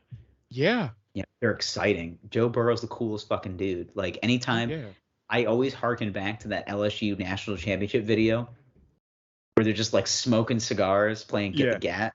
Like yeah. Well, that's when Odell got in trouble for like handing out $100 bills on the sideline. Yeah, that's an NCAA violation, but that's NIL now. He's like, fine, I won't come back. Whatever. But yeah, and he's just gonna Venmo the kids, whatever. Let's get some non-trackables. Yeah. But yeah, and you see Joe Burrow just like sitting on a leather couch in the fucking locker room afterward. Just like he should be reading the Wall Street Journal. Like, yeah. What was the first thing I said to you when Joe Burrow was coming out in the draft and they said when Cincinnati was like, we're gonna make this guy the first overall pick? I go, that guy's got has got the look of a serial killer. He's got no emotions. His heart rate is probably like 10. Like he just feels nothing. That's what it takes to win in the NFL, man. Yeah, man. You have to be a winning NFL quarterback. You have to be emotionally disattached. Like you have to be there, but you also have to be kind of not there. Yeah. And honestly, Tom Brady is like the perfect example of that. Yeah. Remember last year when the Buccaneers won the Super Bowl And there was one guy on the team that was on live, like in the locker room. Mhm. Everybody's dancing, spraying champagne. I can't remember who it was. Everybody's dancing, spraying champagne. And people are commenting on his live, like, where's Tom Brady? Where's Tom? Where's Tom? And then he's like, Tom Brady? And then he flips around the camera. He was like, there's Tom right there. He's packing up his locker quietly. Yeah. Like, he's been here before. He doesn't Yeah. care. Like, sure, he's happy, but like, yeah, it's Tuesday. That just shows. Like, Yeah, I was gonna say that's like that's just it's a very sociopathic look and process. But but the thing is, like, that's like the main difference because Tom Brady is going to get the Michael Jordan comparison because these are the greatest of our time, and the greatest of the sport is just the way that they went about their business. Like when Jordan won, he fucking celebrated. Like, oh yeah. I like the hugging the trophy all the way to fucking like, dancing with the white girls in the club. But, Yeah. Eating Tom, Domino's pizza, like the whole but the thing thing. is though, is that like Tom is like the kind of person where like the next day when they had like the parade or a few days later, he's just like hammered on tequila and he's throwing the fucking trophy in between boats. Yes. Like that's more Tom's style. He's just like, yo, I have fun I have fun with my coworkers, but this is my family. Right. Whereas, yeah, but I feel like Tom needs time to decompress after the game. Yeah. Win or lose. He needs that time to himself to just come down. Then it settles in. We won. And then I can kiss Rob Gronkowski on the cheek. You scored 2 tutties? And like, do that whole thing. 2 tutties, son. 2 tutties. You scored 2 tutties? Yeah. Just fucking, just children. They're just big children. Large, oversized children. Oversized children. That's what football players are. Yeah. But the weekend, just let's just kind of put it together in chronological order. Just the fact that the Bengals had any shot at that game, speaks to because of how piss poor they are on the offensive line. Like they're so bad. Like it's okay. It's very obvious. All right, here are the 4 teams that are left. Who's the worst as far as like protecting the quarterback? It's like the Bengals by like they were like in bottom third as far as like offensive protection. It's like, okay, this is bad. Yeah. The dude got hit like 20 times and sacked 9 times. Yeah. Still hangs in and throws for like 350. Yeah. And gets them in with an opportunity to win. The defense made all the plays that they needed, and they kicked a game-winning field goal. All good and well. Who do you think is winning it all? Hold on, let me put the cherry on top of the weekend. Okay. And I'll give you my vivid long scale prediction. I want to hear this. Then you go to the nightcap, and the Niners are in a driving snowstorm, and they're like, you know what? Everything's fine. We can't move the ball. No, we're not getting anywhere offensively. We have to figure out another way to win this game. They block a field goal at the end of the half, in the first half, and then they block a punt to score their only touchdown of the game. And it's just wild to think like football is one team beating another in 2 of the 3 facets of the game. Yeah. And then the one facet of the game that means the most, that team is winning. Of course. And just like a blocked kick and a field goal to essentially win the football game. And that's all it took. That's all it took. And you know what? And it set them up in a perfect situation. I even said that like as the playoffs were starting, I go, San Francisco is the most dangerous team. Oh, absolutely. They have the only reason that they played poorly in the middle half of the season is because literally everybody was injured. Yeah. And once they got everybody back, this is the team. Like, they've got a steady quarterback, a great defense, one of the best tight ends in football, and then fucking Deebo Samuel just plays everything. Like he could play quarterback if they were just like, Jimmy, you're not really throwing the ball that great. He goes, hey, Deebo's got it. Like, the dude does fucking everything. Yeah, let him get a couple reps on the sideline real quick. He's in. Yeah. He's just a fucking thumb. He's a thumb of a man, just muscles. Like that's all he is. All right, so that happens, and then you think Saturday's nuts. Just wait till you get to Sunday, and then you have to watch the Rams beat the shit out of Tom Brady for 3 quarters, and then Tom's just like, I like ratings, so let's play it. That's exactly how that game went. And next thing you know, the game's tied all of a sudden. So what's funny is I went to my parents for Sunday dinner, and before we ate, I'm watching the game, and I'm like, ordinarily I would say that this game is pretty much wrapped up. Like, it's the third quarter. I'm like, all right, I'm gonna go eat dinner. And ordinarily I would say this is pretty wrapped up. It's in the bag. Like, Tampa just doesn't seem like they can get anything going. In LA, like, everything is just in their favor. And then I get done eating, and me and the family are talking. My dad looks at the score. He's like, Gerald, they're back. And I was like, yeah, Tom Brady's gonna Tom Brady. No surprise there. Just Tom Brady's gonna Tom Brady. I was watching the game with our buddy who's a Rams fan, and there was a lot of confidence for 3 quarters. In the fourth quarter, like, he wasn't even nervous, but as soon as like that Akers fumble happened, and then Tampa Bay went right down and scored, I was like, you have to be a little nervous. He goes, yeah, a little bit now. Like, just it's a little sweaty. A little subtle change. He was just yeah, no, we're fine. We got everything we need. And the game gets tied, and he goes, I still feel confident, but I'm a little nervous. It's a 2-minute warning. Yeah. Tampa has the ball, and then they score. But then you realize, you're like, okay, there are 45 seconds left in this game, and LA is getting the ball back.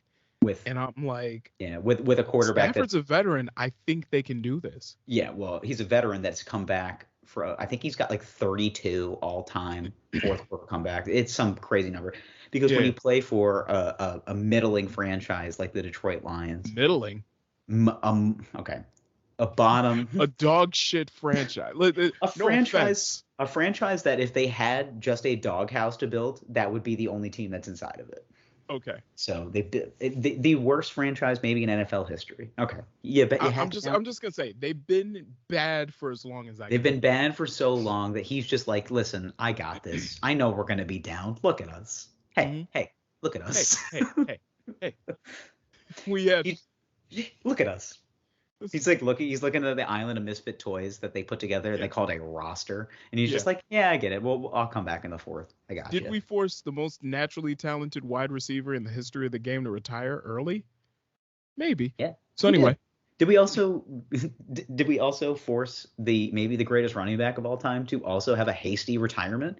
We also could have done that. Maybe we could have done that. Maybe. Just 2 once in a generation talents that decided to just hang it up early. We have, if Stafford continues on this trajectory, we're going to have 3 of the greatest players of the position in the history of time win exactly 0 fucking playoff games. They've won 1 playoff game between the 3 of them. Win 6 games collectively. Win 1 collective playoff game in the history of the league. Well, how many games did Stafford and Johnson win when they played for like the Lions? Like in total, I don't know. In total, well, they had that one. They had the highest win percentage by any, but like they were the most prolific tandem in that franchise's history. They were definitely the most.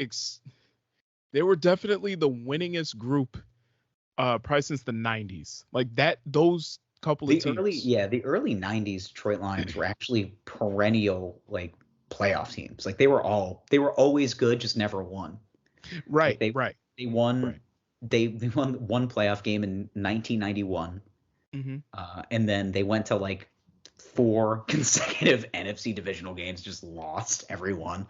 Yeah, because that's what they did.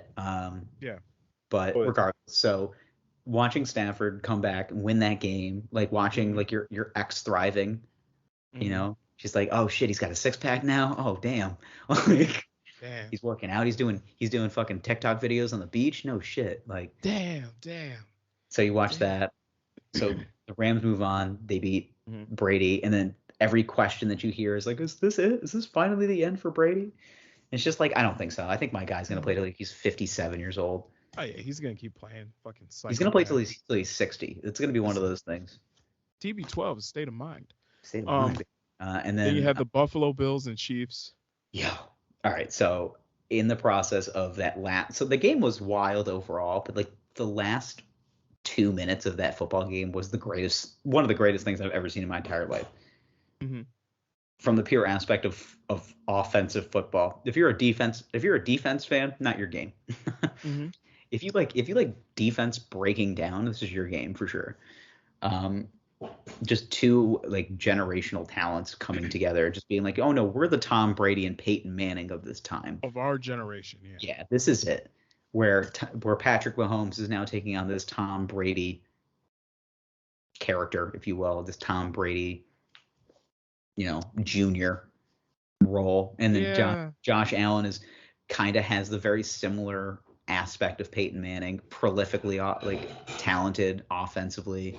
They know what they're doing as far as like designing the offense to him, giving him an amazing weapon on the outside, and then like just a bunch of like really good pieces. Like the Bills are set to be great for like the next 10 years. Oh yeah, definitely. But they have to play Patrick Mahomes a lot.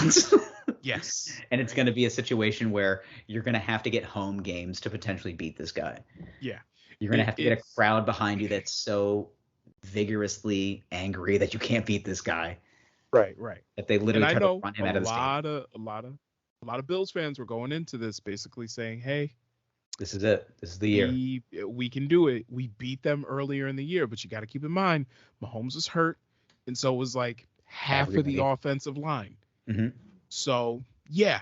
But now this is playoffs, okay? Yeah, this is these are two fully healthy teams, yeah. Yeah. For the most part. They're going to make sure everybody's healthy. The Bills were down like their top cornerback, which definitely played a little bit of a role, but yeah, but they're getting somebody. Like this is the playoffs. Everybody's got to be in tip-top shape. So, next week we got Bengals Chiefs AFC Championship. NFC Championship is going to be 49ers Rams. Who you got? I even said this. I'm sticking to the two teams that I picked at the beginning of the season. Okay. I said Rams Chiefs at the beginning of the year. Really? I did. Yep. You can go back on not this podcast, but everybody that I've talked to. No, I said Rams Chiefs. Yeah, that's what I said at the beginning of the year. Okay. I think I said it was going to be a repeat of Buccaneers Chiefs. Yeah, which makes sense. Yeah, that's what I thought. Yeah, I just looked at the Rams adding Stafford and the fact that I definitely bought some stock.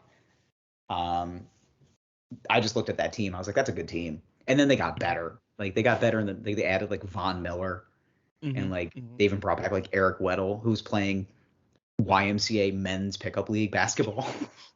And they're like, do you want to be the starting strong safety for a potential Super Bowl contender? He goes, let me see if I got my I can do it. Hold on. What time you need me? Yeah, I'll be there at 8. Yeah. Eric, the game starts at 7. I'll be there at 8. I gotta finish my shift. What do you want me to do? Flicks every single cigarette. I do. I think it's Rams. Now, I think both, because here's the thing, is that the Rams' only kryptonite in this world are the San Francisco 49ers. They're the only team that they just can't beat. Mm-hmm. It's the puzzle that hasn't been solved yet. So do I legitimately think that the Niners could win and probably have probably a better shot than the Bengals versus the Chiefs? Absolutely. It's not that I think the Bengals have a shot. I just don't think they are ready yet. Yes. I think they need another year or two. I think they need one more year of marinating. Yes. But they're there though. They have the incredibly talented young quarterback who's going to be good for years. Mm-hmm. They've got a superstar wide receiver. They have a very capable running game. Mm-hmm. A offensive line that needs work. They are atrociously bad. Yeah. And then just a defense full of like decent playmakers all over the field. Yeah. But no, you're right. They need another year. They need another year. They got to make some changes to that offensive line. Some guys are going to lose their jobs because let's be honest. Yeah. But yeah, I think they're gonna stick around for a minute. Like I think the first half it'll be like one of those like 21 to like 14 type of situations. Like they'll stick around. Mm-hmm. But again, I'm looking at just the vastly superior teams in both sides of the ball. When I look at like names and got dudes that have just been there before, Chiefs Rams, and that would be the most entertaining of the two. Yeah, Yeah. Super Bowl picks by far. Yeah. Yeah. Okay. Okay. Let's end it there. Okay. Let's end it there. We'll end it All here. right. So we have our picks. We're in. Are you? How are you? By the way, because now sports betting is legal in New York. Have you Yeah. been? Have you been Nah, tossing it around a little bit? I haven't been dabbling in the dark arts. I have some the dark arts. Yeah. I feel like I'm gonna get to a point in like 2 weeks. I'm gonna start talking like a fucking bookie. Yeah. And I'll What's be like, your edge, bro? I'm gonna start vigging picks. Mhm. Like you're gonna owe me interest on this. It's just like, Hey, I Zach need a just has 20%. spreadsheets of I need a data. 20% vig on this pick. It's like, Yeah. get the fuck out of here. I told myself I just don't want to get to a point that I'm turning into uncut gems. Like if I start looking that bad, I'm just like, oh my god, this pick's gonna make me come. It's the Oppo catcher. I love that movie, man. Oh, so Just talking. I did a little bit about it on stage even. I said I was like now that the gambling's illegal in New York, I said I can finally live out my dream and be a degenerate that sells jewelry on the side. Yeah. No, I just I haven't been dabbling in the dark arts, but yeah, I want you to just become like a real like hardcore sports bettor. You have fucking 14 cell phones, each one with like a burner DraftKings account downloaded. Like just you don't sleep during like and I have very college like basketball. I during have very March Madness. inconspicuous usernames. It's like Lucky Penguin or something like that. Yeah. Just like, listen, all right. The round of 30, the round of 32, I lost 100 grand that day. But guess what? I hit the Super Bowl and made 1.4. You tell me who's losing. Anybody? You tell me who's losing. All right. Listen, round of 32, down 100 grand. Round of 16, up 25K. All right. Tell me who's winning life. 25K in a weekend, baby. Yeah. All right. Do you All like right. anxiety without any drugs? Let me show you something. Do you know the difference between platinum and black? Huh? Yeah, that'd be the round of 34 or the round of 32. What was that on Eastbound and Down? Yeah. The platinum card, get you Jonas Brothers tickets. The black card, get you all three of them sucking a cock. It's such a fucking it's just a well thought out line there. Great job. I could never write anything that good. Yeah, well, you're not me. All right, so we'll talk. Guess so. Well, what can I say? Just you're not salty and sweet. Salty and sweet is what the body craves. Bravo, sir. All right.